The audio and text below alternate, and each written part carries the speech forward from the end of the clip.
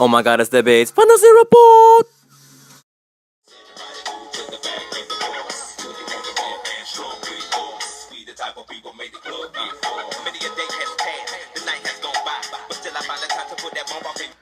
Yo, what is up, everyone? It's yours truly. It's Eric Yoon, the King of Scrims, and I'm here to bring you the base fantasy report. Week 9. I can't believe it's already been 9 weeks. We're way more than halfway into the season.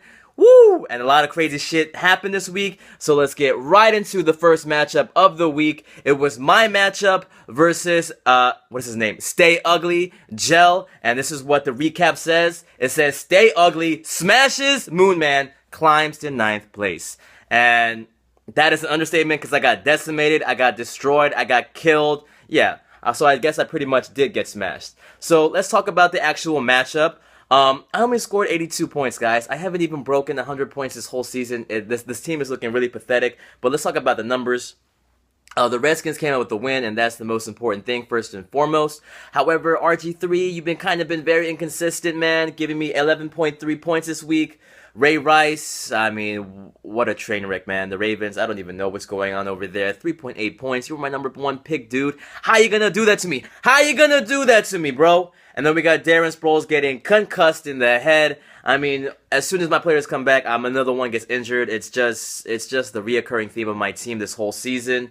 But then we had T.Y. Hilton come through with 30 points, 3 touchdowns. That's dope. Amendola finally showed up with 122 receiving yards and a touchdown. But everyone else, aside from Ryan Suckup, yeah, I guess Ryan Suckup, the kicker for the Chiefs, everyone else was very, very lackluster, underperforming. It was just not good, only 82 points. But then on the other side, we had Gel going crazy. Let's go all the way down the list, and I'll highlight the people who went crazy. We had Tony Romo, 20 points. That's a pretty good performance from him. LaShawn McCoy, 14 points, bounced back from last week. Giovanni Bernard, what the fuck, with 22.4? Oh my god. Harry Douglas with a solid 8, and then we had Andre Johnson, 3 receiving touchdowns from the noob, Case Keenum. 229 rushing yards, 40.9 points. Insane, dude. Fucking insane. Insane, man. Insane. Jordan Reed, decent. And then that Zach Stacy out of nowhere with 2 rush TDs, man. What the fuck is that? 29.8 points. That shit was fucking crazy. Gel outdid himself. He was the person who scored the most points earlier in the season in week 1. And then he plays me and scores the most points ever this season at 154 points. No one was going to beat that. I had no chance. Gel, congratulations on your win, man. Oh my goodness, man. That shit was pretty fucking crazy. Oh my god, that shit was pretty fucking crazy. Now let's go up into the next matchup. Oh my god, man. Let the salt fall. Let the salt fall, man. Let the salt fall from the skies. Yeah, holy shit, man. This was a crazy matchup. It was Diplomats versus Fuck City, 2K13. It was Anthony versus Mateo. And last week, when I was talking about this matchup, I really thought that Matt had a clear-cut victory. But, Anthony still had a chance because, this week, Mateo didn't have Peyton Manning. And he put in Jason Candle. And, for the most part, Jason Candle, he actually performed pretty damn well. He scored pretty much 25 points. And everyone, stepped up. They had Lamar Miller scoring 10.9. Alfred Morris, 18. Dez Bryant, kind of lackluster, 6.4. Gronk with 20. Holy shit. He's back. Woodhead, he's been solid. I'm glad you played him. To get rid of that black man smoking too much ganja. Kicked off the team. Get out of here. We might see you next season. Goskowski, solid. Cowboys, solid. But the one person that did stroll Mateo was Jordy Nelson, because obviously Aaron Rodgers got injured. Now we know it's a fractured collarbone. I'm so sorry about that. And then Jordy Nelson ended up being, not performing as well and not, just putting up any points. On the other hand, Anthony, he had Tom Brady scoring a lot of points, man. 33. He had CJ2K, or as he liked to call him, CJ3K, scoring 29 points. That dude finally came through. Le'Veon Bell with 13.9. And then Tony Gonzalez was ripping it apart. Nick Folk, obviously, scoring mad. Oh my god, Nick Folk, man. That's crazy, man. The fucking Jets beat the Saints. That's crazy. But Anthony, because of CJ3K, because of Tom Brady, and because of Jordy Nelson's lackluster performance, Anthony came out with the win. That was crazy. He came out with the win, man. He came out with the win with only 0.6 ahead. That was crazy, Matt. I'm sorry, Matt. Do you need one of these? Do you need one of these to wipe away the tears? The saltiness. I'm so sorry, Mateo. I mean, if you need it, then you need it. You know what I mean? Like shit. What the fuck, dude? That was crazy. I can't believe, I really can't believe Anthony won. That was really crazy.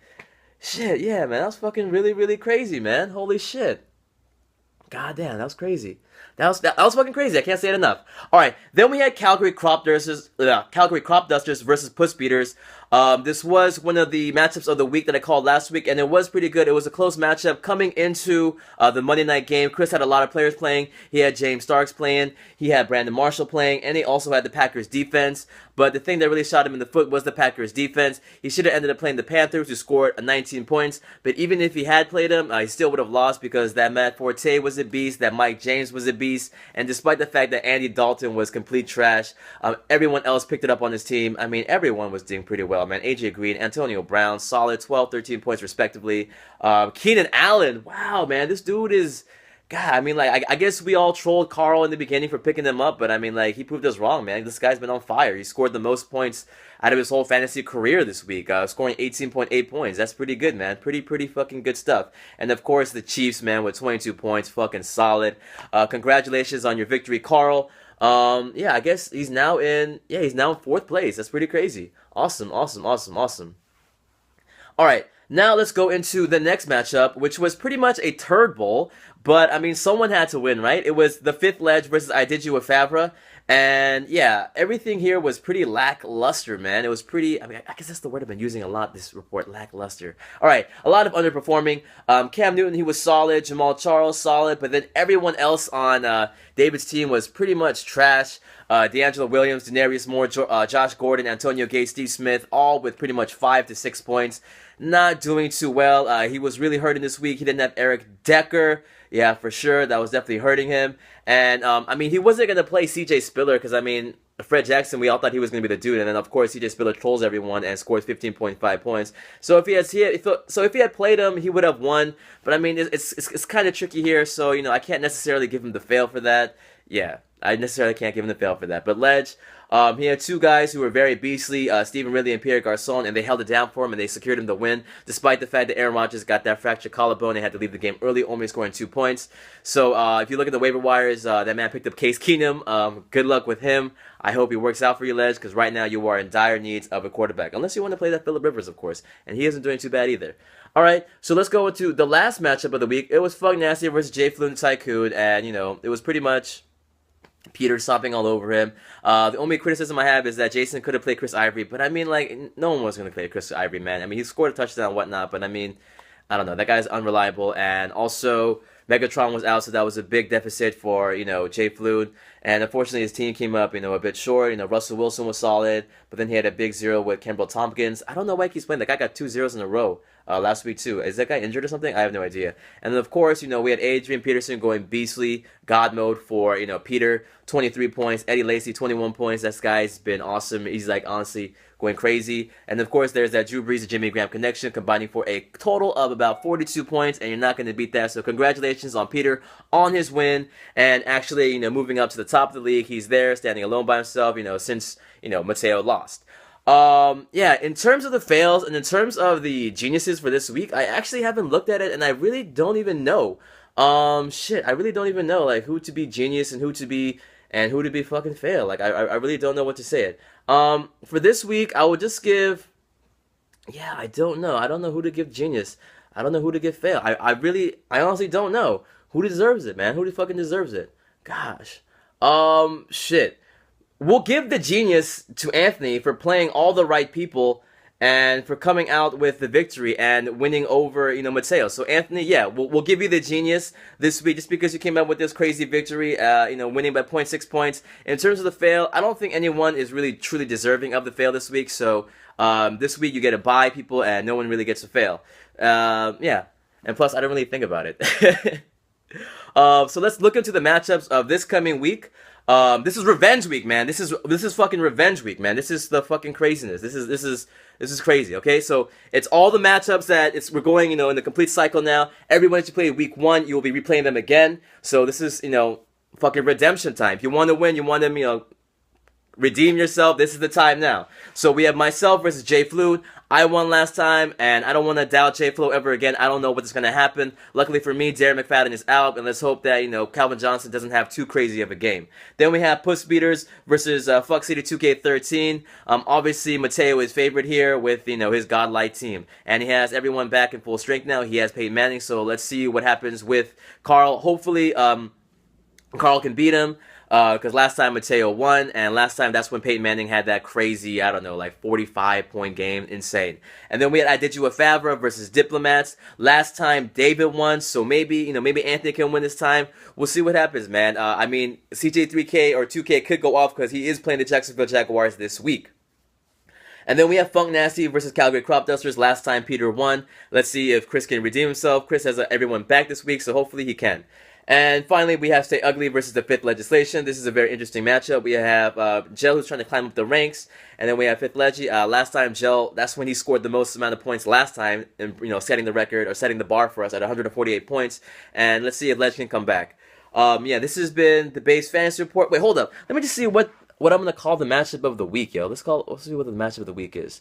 I'm gonna call Fuck City 2K13 versus Puss Beaters the matchup of the week, just because we got second place versus fourth place. This is kind of like what would happen if the playoffs were to happen right now. So yeah, that's the matchup of the week, and hopefully it won't be a turd bowl. So this is E-Yoon. Thank you for tuning in for the Base Fantasy Report Week 9 edition. Also I meant to say this two reports ago, but then I actually recorded the video a bit too long because YouTube only allows for 15 minutes, so I got cut off. But I did want to say this because I think this is really, really important. I think this is really, really cool, and I know this might sound like some sappy bullshit or whatever, but I really do mean these things. I need to find it though. Gosh, I need to find it. Okay, here. And I told David that I would say this because David posted this, on Facebook, and it was just a status update. But I thought this was very, very appropriate. And he said, "It's an amazing feeling when friends and coworkers can become a second family." And I really do mean that. I really do love all you guys in the Base Fantasy League, and I really do appreciate all of you guys tuning in and watching this. Even if it's for like 5 minutes or even if you skim through it, I really appreciate every single person just to see it because it makes me happy. It makes me want to make it, and I think it makes the league a lot better. I know I give specific people a very hard time in this report, specifically Pete, specifically David and whatnot, but I really don't mean any of those things. I mean, when it comes to the league, of course, I hate you guys, but, specifically Pete, but, in real life, of course, I got your back, and I really do appreciate all of you guys, and you guys are the best, and thank you guys for making the Base League fucking awesome, and shout out to Mateo for being the commissioner. Alright guys, so this is the Base Fantasy Report, Week 9. I'll see you guys next week. Take care, good luck. Redskins are playing tomorrow. Pretty crazy shit. Let's see what happens, alright? Alright guys, actually, fuck man. Also want to say these things. I also wanted to do a bunch of things, but I forgot to put it in here. Fuck. I want to use this sound. Fuck, play it. Play it. I want to play that sound when I was talking about Mateo and Jordy Nelson, but I totally forgot to do that. I always do that shit. And I meant to play Spotty Adi Dopalicious, halfway through the actual report, but that didn't happen. But you know what? We're gonna vibe out to Spotty Adi Dopalicious, and we're gonna end it. All right, we're gonna end it like this. I'm sorry for going on this crazy rant at the end of the video. If you want to skip forward through it, you can go ahead and skip forward through it. I don't care. I'm just gonna vibe out to Spotty Adi Dopalicious. Yeah, and we'll play this sound one more time. Sorry, Mateo. Sorry. 0.6. Sorry. Yeah, just let the video play and just vibe out.